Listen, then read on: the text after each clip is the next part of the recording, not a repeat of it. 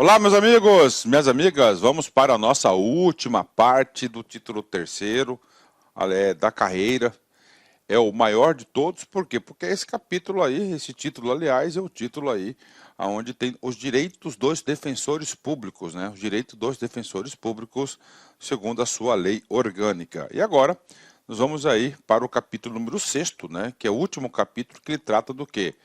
Dos deveres, das proibições e dos impedimentos, né? Todo estatuto tem um regramento comportamental. O que é o regramento comportamental? Aquilo que é autorizado aquela pessoa vinculada ao estatuto a fazer e aquilo que não é autorizado. Aí nós temos aí, né? Primeiro, deveres. O que é dever? É uma obrigação de fazer. Então, um conjunto de comportamentos necessários que o promotor, que o defensor tem que fazer. Proibições, aquilo que ele não pode fazer. E impedimentos? Esse impedimento está vinculado a o quê? A atuação dele como advogado. Por exemplo, antes de o cara ser defensor público, ele advogava. Pela ironia do destino, ele passa para o lado de lá e aí ele está numa causa lá onde a parte é justamente o seu ex-cliente. E aí, conflito de interesse. Não vai ter uma isonomia total. Ele até pode ter, mas o que acontece? Pode levar suspeitas de beneficiamento ou prejudicar alguma coisa, não vai ter isenção. Então, a legislação sabiamente fala, olha, então nesses casos você já está suspeito, você não pode atuar no caso, e claro, passa o caso aí para outro defensor público para atuar, para manter. Aqui na administração pública não basta ser honesto, tem que provar e reprovar todos os dias, né? Comprovar todos os dias que você é honesto. Você tem que demonstrar isso também, não basta ser. Esse aqui é o comportamento, então é o capítulo 6º. Vamos embora, né? Então nós temos aí duas sessões. A primeira sessão a gente vai falar dos deveres e das proibições e depois dos impedimentos e suspensões, né? Na atuação. Vamos embora, vamos rapidamente aí. Dos deveres, né? Professor, artigo 109, dos deveres, ok? Tá? O que é um dever? Dever é um comportamento na qual deve ter o sujeito de fazer algo. Ele é obrigado a fazer algo. Ele não pode pensar duas vezes, é um dever. Dever funcional. É claro, né, que quando um servidor, um defensor, no caso que nós estamos estudando, venha a descumprir um dever funcional, ele vai cair no próximo capítulo. Daqui são os procedimentos administrativos disciplinares. Vai ser apurado, ele vai ter a sua devida penalidade. Então, vamos lá. Comportamentos, deveres, são 13 deveres, né? Vamos lá. Primeiro, ter conduta irrepreensível na vida pública e particular, pugnando pelo prestígio da justiça e velando pela dignidade de suas funções, bem como pelo respeito aos membros da instituição, magistrados, membros do Ministério Público e advogados, né? Então, esse aqui é o primeiro comportamento que ele tem que ter, um dever dele. Conduta irrepreensível na vida pública e particular, né? Aí eu quero fazer o primeiro comentário importante para vocês, que isso não serve apenas para a Defensoria Pública, mas para todo e qualquer, tá? Para todo e qualquer aí, cargo público. Aquela história, o examinador pode querer brincar com você. Ele vai falar assim, olha, fulano, né? Fulano ele é um espetacular servidor público no desempenho. Lá na repartição, o cara é 10, o cara é um cara que tem uma excelente eficiência, uma excelente conduta, ninguém tem nada contra ele, pelo contrário, somente elogios, então ele é nota 1000. Mas, esse sujeito, quando ele sai da repartição, ele é outra pessoa. Ele é o demônio em pessoa. Ele é picareta, ele é mentiroso, ele é não sei o quê, e aí, professor? Aí o cara fala, para aí. Eu não vou misturar as coisas. Lá no serviço é uma coisa. Fora dele é outra coisa, negativo. Não existe isso. Você é um só. Por quê? Porque quando você deixa lá a repartição pública, você leva o carimbo ainda do órgão. É fulano da defensoria. Fulano defensor público. Então você leva consigo o nome da instituição. Então por isso que na sua vida particular, ela implica também na sua vida profissional, na sua vida pública, né? Então, claro, para o cara ser defensor público, conduta irrepreensível. Tá? Irrepreensível, por quê? Porque ele faz parte lá da função essencial da justiça. 2. Segundo o dever dele, dever, comportamento de agir. Comparecer diariamente no horário normal do expediente à sede do órgão onde funciona, exercendo os atos de seu ofício, né? Então, o que acontece aqui, né? O que eu quero falar para vocês aqui, né? Olha só, né? O que eu quero falar para vocês aqui, né? Diariamente. Primeiro, que o membro não bate ponto, né? O membro não bate ponto, a gente sabe disso, né?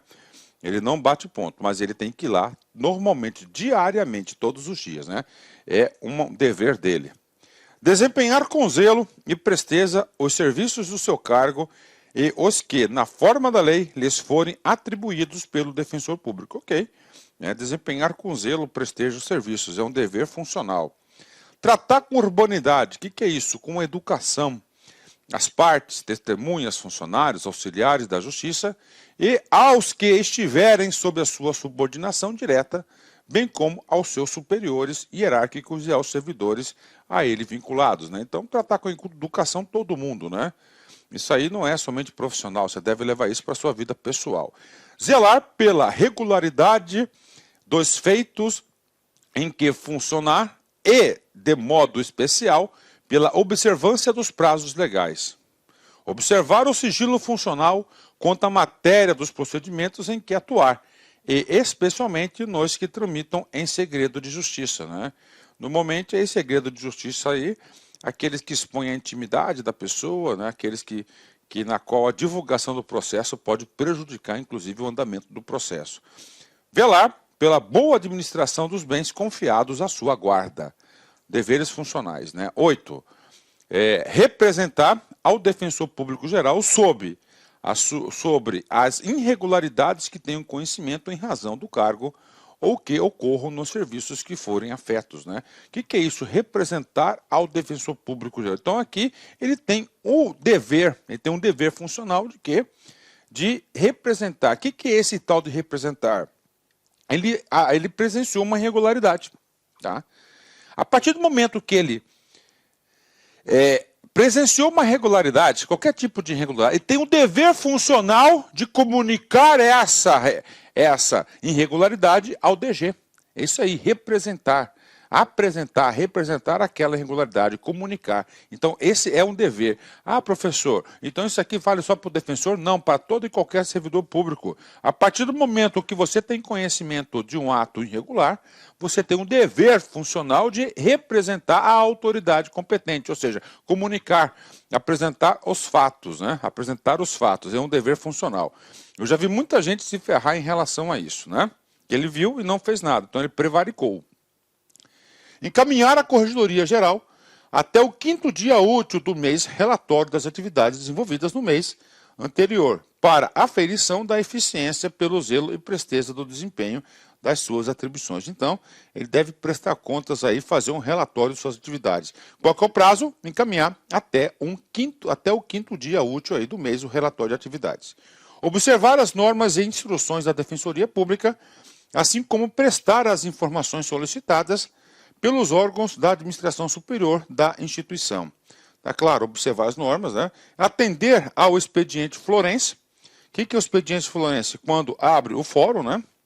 A justiça, e assistir os atos judiciais, quando obrigatórios ou conveniente a sua presença, salvo nos casos em que tenha que proceder diligências indispensáveis ao exercício de suas atribuições, quando deverá providenciar a necessária substituição.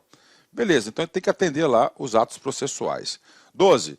Residir na sede do juízo na qual servir, dela só podendo se ausentar nos dias úteis com autorização expressa do defensor público geral, né? Então o que acontece aí, né? Então o defensor público tem obrigatoriedade o quê? De residir na comarca. Por quê? Porque ele é o advogado da parte. Então ele representa aí centenas de pessoas. Ele representa centenas de pessoas. Então ele tem que residir. Por quê? Porque se acontecer qualquer BO, quem que o cara vai procurar? Vai procurar quem? O advogado que ali assiste. Agora é o seguinte, tem uma pegadinha aí que pode ser explorada para concurso. Nos dias úteis. Tá? Nos dias úteis. Ele pode se ausentar? Pode. Qual que é a condição? autorização do DG. Manda quem pode, obedece quem tem juízo, né? Finalmente, último dever funcional. Atender com presteza à solicitação de todos os membros da Defensoria Pública para acompanhar os atos judiciais ou as diligências que devam se realizar na área que exerce as suas atribuições, né? Desculpa, pessoal, desculpa. Então, essas aí são o quê? São os deveres funcionais. Pronto, encerrou. Essa parte da aula é uma aula mais curta, beleza, é a parte comportamental dela, né? Então, nós vimos 13 deveres funcionais. E agora, professor, agora nós vamos para, mais para frente aqui, a gente vai ver aí quais são as proibições, né? Além das proibições decorrentes, além das proibições decorrentes do exercício do cargo público, aos membros da Defensoria Pública é vedado, tá? O que esse é vedado, especialmente? São as proibições. Então, o defensor, tá? O defensor, ele tem aqui, defensor. Olá, meus amigos, minhas amigas, eu sou o professor Lac. Inicialmente eu quero pedir licença porque atrapalhei os seus estudos, interrompi os seus estudos, mas essa videoaula é uma videoaula demonstrativa do nosso site Lac Concurso. Eu, professor Lac, eu preparei para vocês um curso, um módulo muito especial, um módulo muito competitivo, 100% focado no concurso da Defensoria Pública do Estado de Mato Grosso. Trata-se das legislações específicas, em especial as legislações do Estado de Mato Grosso, bem pontuais. Este curso, adianto para vocês, na qual o professor Lac, eu vou abordar essas leis artigo por artigo com bastante profundidade. Não é apenas leitura da lei, mas é o real entendimento do legislador. Eu tenho certeza que com essa metodologia você vai acertar todas as questões. Professor, dá mais detalhes? Sim. Então esse aqui é um módulo especial, específico, de legislação específica, 100% atualizado, de acordo com o edital. 90 dias de acesso. Você pode assistir quantas vezes desejar e na hora que quiser. Tá certo? Investimento, apenas 10 parcelas de R$15. Ah, professor, tem algumas aulas aqui que serve para o cargo de defensor, com certeza. Você pode vir, você pode se matricular, você pode assistir essas aulas que eu tenho certeza que na sua prova de defensor público de membro você vai acertar todas as questões, né? Professor, quais são as leis, né? Nós temos aí, começamos pela Constituição, a visão constitucional da Defensoria Pública, artigo 134, que inclusive é a primeira parte da Lei Complementar 80, né, que organiza a Defensoria Pública da União e dita as normas gerais para a organização nos estados. Daí nós temos a Lei Complementar 146, que essa é a lei orgânica da Defensoria Pública do Estado de Mato Grosso, inclusive já está em gravação. Eu já comecei a gravação da Lei Complementar 146. A primeira parte da Lei Complementar 146, eu abordo os artigos 116 ao artigo 120 da Constituição Estadual, porque são artigos aí inerentes à Defensoria Pública, né? A quarta legislação é a Lei 10.773. Essa lei ela trata da estrutura organizacional, quadro de pessoal e o plano de carreiras de apoio administrativo. Assim que eu terminar a 146, eu já vou gravar a Lei Estadual 10.773. A nossa quinta lei é o Estatuto do Servidor Público. O Estatuto já está disponível, artigo por artigo, super atualizado aí, que é a Lei Estadual 04, né? A Lei Complementar 112, que é o Código de Ética, também já está disponível na área do aluno, tá? Temos aí a Lei 7, que é o Código Disciplinar do Servidor Público Civil, a Lei Complementar 207, também já está gravada, atualizada e na área do aluno. Na programação, assim que eu terminar as legislações anteriores, a gente vai para a Resolução 90, né, que fixa os critérios para o deferimento de assistência jurídica a ser prestada pela Defensoria Pública. É uma aula aí de uma hora e meia. E, finalmente, nós temos aí, né, a última legislação, que é a Lei Complementar 295, que dispõe sobre o Sistema Integrado de Controle Interno. Também está na programação de gravação. Eu garanto para vocês que até o final de julho, todas essas leis estarão disponíveis na área do aluno. E você tem ainda mais um bônus, né? Nós temos aí a Lei do Processo Administrativo Estadual, consagrado pela Lei 7.692, também já está gravada e está disponível. E nós temos as duas últimas legislações, né? O regimento interno, que vamos gravar todos os assuntos, e mais a parte constitucional, artigos 116 e 20, que já está gravada, que é a primeira parte da Lei Complementar 146 aqui do estado de Mato Grosso. Bacana? Então, olha só, assim que você passa em concurso, estudando com bastante profundidade. Gostou? Então, clica aqui embaixo, vem se matricular aqui na Lá Concursos, que eu tenho certeza absoluta que você irá gostar bastante da nossa prestação de serviços. Um forte abraço, fique com Deus. Tchau, tchau.